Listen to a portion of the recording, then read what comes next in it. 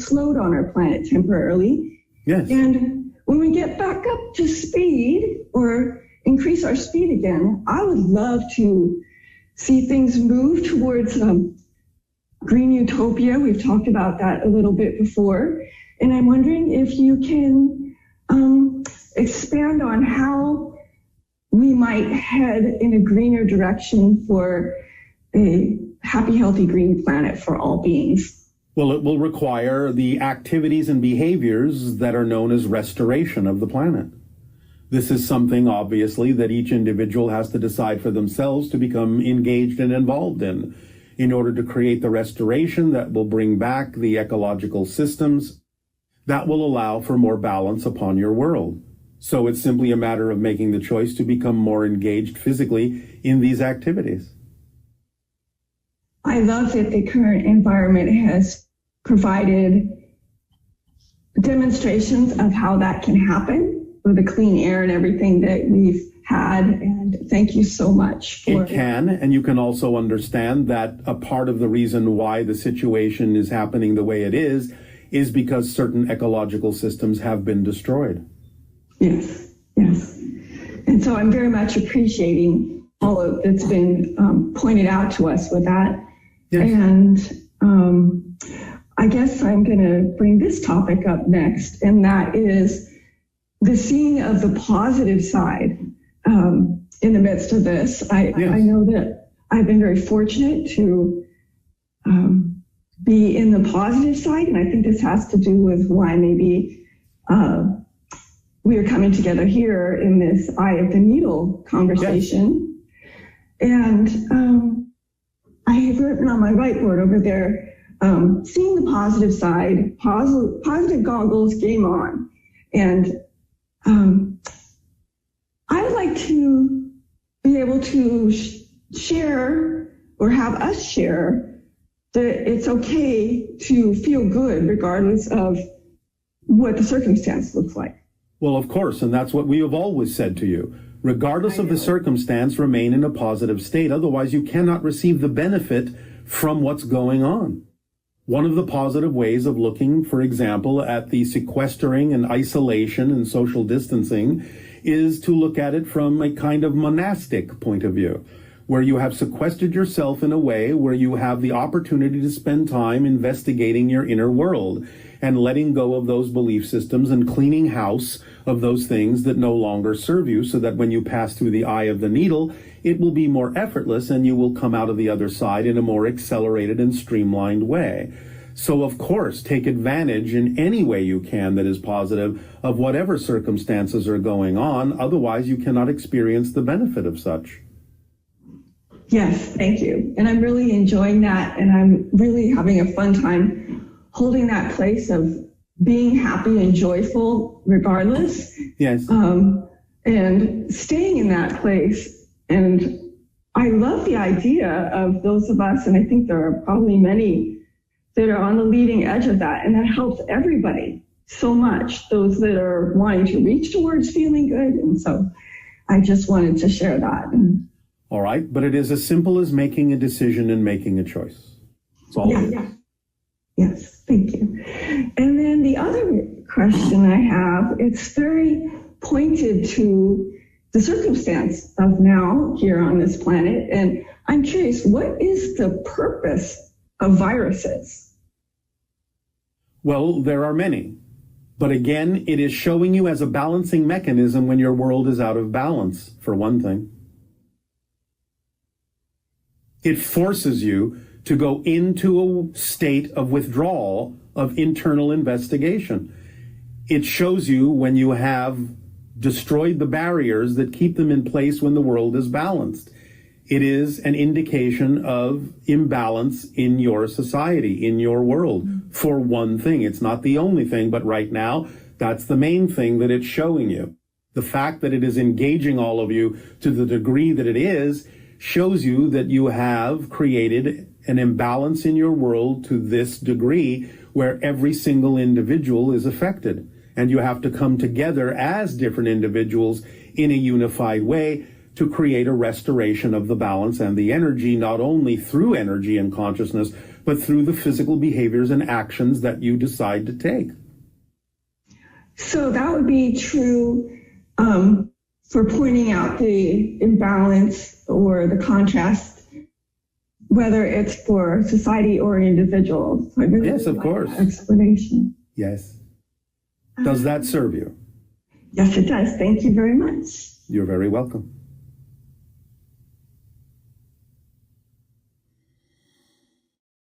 Hi, Bashar. And to you, good day.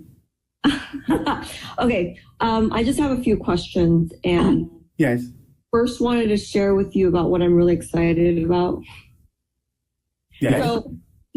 So I've been working with this teacher who is all about energy development, and he's created this whole perspective and understanding in not only how to develop certain energy structures, but also to actually give you access to developing it on your own. All right. So that is your permission slip of choice at the moment. Yes.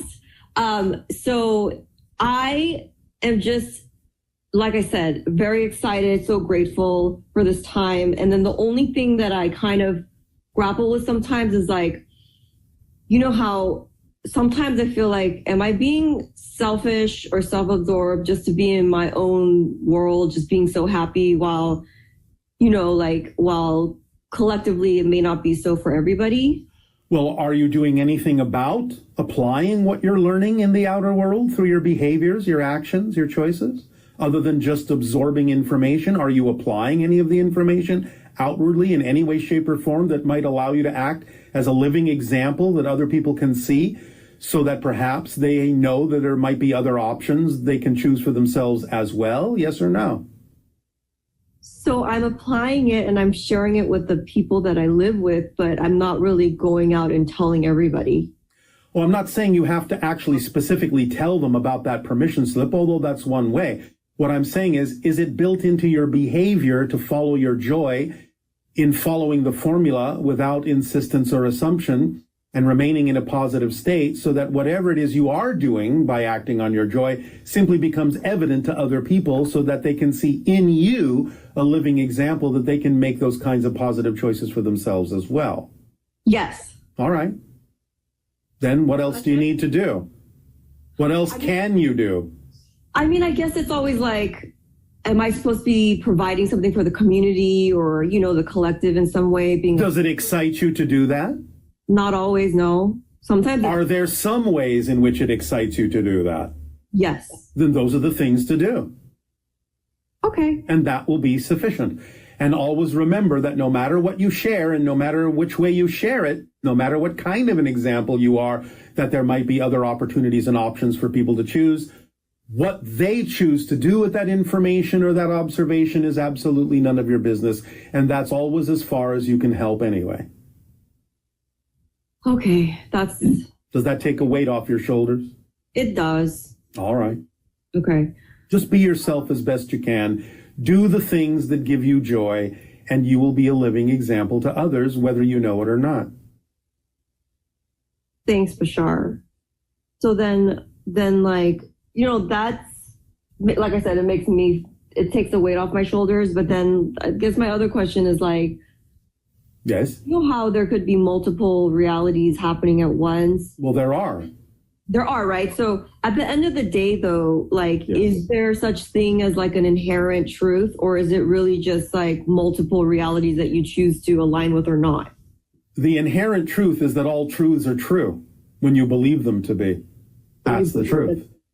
What we give you as the 5 laws is a basic description of the structure of existence, and those never change. If you want to call that an inherent underlying truth, you can.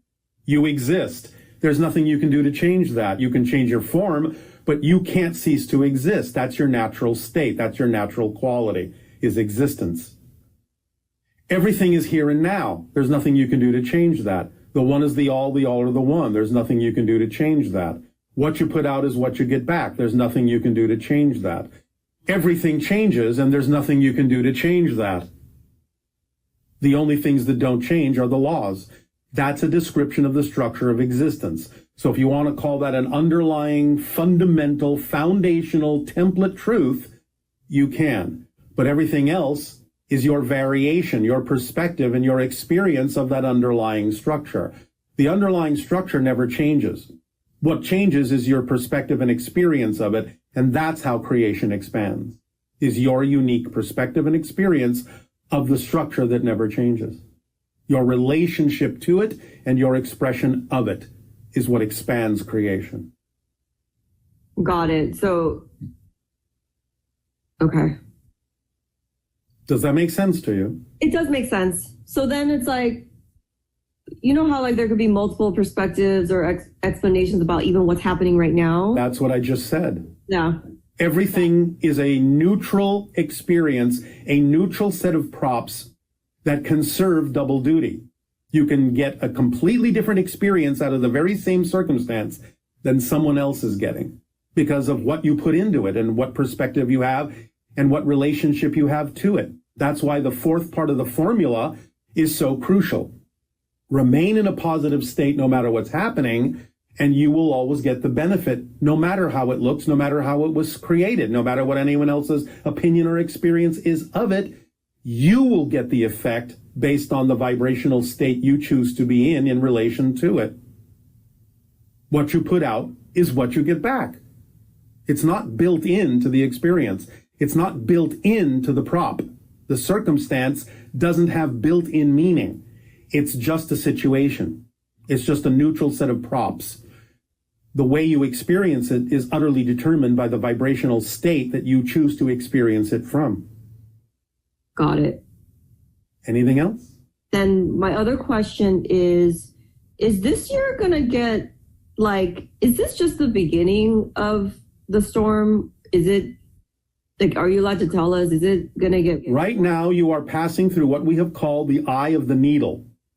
And as long as you have been experiencing this for the last 3 to 3.5 months, you will continue to experience on the other side of this needle another 3 to 3.5 months. Things can accelerate after that. Things might get more chaotic here and there in different ways, but it all determines by what you take through the eye of the needle with you. The eye of the needle as a concentrated and collapsed passageway prevents you from bringing through things that are completely irrelevant for you. And if you use it that way and strip away all the fear-based beliefs and leave them behind on this side of the passage, then you will move through the eye of the needle in a more effortless way and come out the other side in a more accelerated, more positive way that will allow you to experience acceleration from that point forward. Other people may experience a deceleration if they are resistant to letting go of those things that anchor them to the past instead of letting the future self guide them through the eye. Awesome. I do have been experiencing that for sure. All right. Awesome. Okay, one last question. Yes. Bashar, do you know what is happening like energetically when somebody is quote unquote empathic? And is there... They are matching a frequency of another and operating on a similar wavelength so that they're having the same thoughts and feelings at the same time. You never read anyone else's mind. You never read anyone else's energy per se in the way that you classically mean that. But you are having your own thoughts and own feelings that are mirroring what someone else is doing because you're operating on a similar wavelength and therefore having a similar experience. Therefore, you know what they're feeling and know what they're thinking because that's what you're thinking and feeling too by operating in the same vibrational frequency.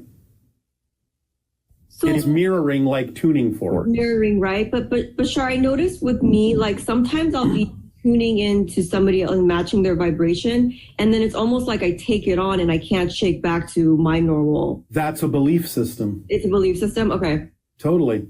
So just like, I just have to change your belief about what it is you're able to do when you mirror those things. Get what you need out of it, and then realize that you can still go into whatever state you need to be in to utilize the information you've learned in a way that works for you. You don't have to stay in a state that doesn't work for you, that may work for them.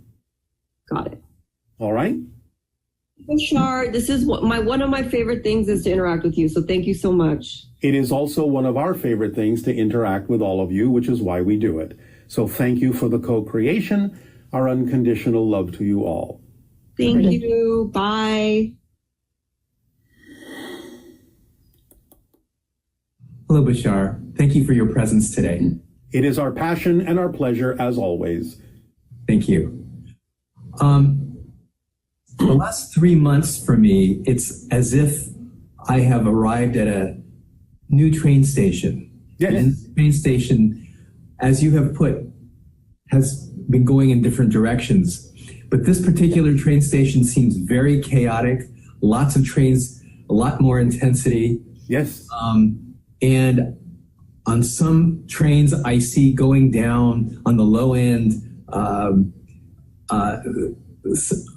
human suffering and food shortages and things like this. You are being very perceptive, and this is why this is a companion piece to the transmission called The Eye of the Storm, in which we invited you all to stay calm in the center, because what's happening now is you are at the train station called the Eye of the Needle. And this is a very narrow passage that many of you are now going to pass through, but the only way to do it effortlessly is to strip yourselves of more and more of the negative and fear-based belief systems so that when you emerge on the other side of this passage, you can accelerate more towards the idea of the reality you prefer. But on the other side, many people may decelerate and not go toward the reality that would necessarily be the one representative of the highest joy. So this is an extremely crucial pivot point in this passage through the eye of the needle that will determine many things you will experience on the other side of this eye. So you are perceptive in understanding the chaos that surrounds this particular pivot point at this time and how crucial and important that it is. Over the last 3 months, I've had many, many miracles that I could not have even imagined. Yes. Particularly around financial things happening. All right. That have uplifted me and prepared me for this time of a downturn, a financial downturn in the economy. As a matter of fact, some things have happened where even now I'm still, my business is still going fine. All right. To my surprise. Well, don't be too surprised because, again, you have been willing to relax somewhat the idea of your definitions of abundance so that you can allow all forms of it or more forms of it to work for you rather than just the monetary representation. This will always be the purpose of the idea of sequestering yourselves in this way at this time through the isolation and social distancing is to go more deeply within so that you can divest yourself of the things that don't work for you so you can move forward in a more accelerated and effortless way. That's what this is all for. So congratulations on riding that particular frequency wave. Thank you. I still, and even in the face of huge miracles for me, yes, I still have anxiety and doubt and fear. Why? Well, I was examining this and I noticed that one condition that I usually set up my magic to work is I have to put myself in a position of need. I can't be in a position of preference or want. But need is not desperation. Need is simply an alignment with the basic needs of life as we have discussed. It's not about the wants. It is about the needs, but don't translate or define need as desperation, not as needy. It's basic need, and that's fine. That's an acceptant, open state of being willing to receive what you need. Watch your definition. It is more important now than ever before to be precise about your definitions of those terminologies. Need is not neediness. Yes. Need is open to receiving the basic needs of life, which if you receive them, will fulfill you. Okay. Yes? Yes. All right. And I can see from what you just told me also that part of my misbelief, if you would put it that way, I project onto situations that aren't life and death, but I perceive them as such, so it creates a sense of anxiety. Yes, well, you will always perceive them that way if you're coming from the desperation side of neediness, rather than the understanding of what basic needs are, simply as the fulfillment of everything that is relevant for you in life. Yes. And that's all there is to it. A few times I've made a conscious choice of setting aside that desperation. All right. And it's been fine. It turned out fine. Exactly.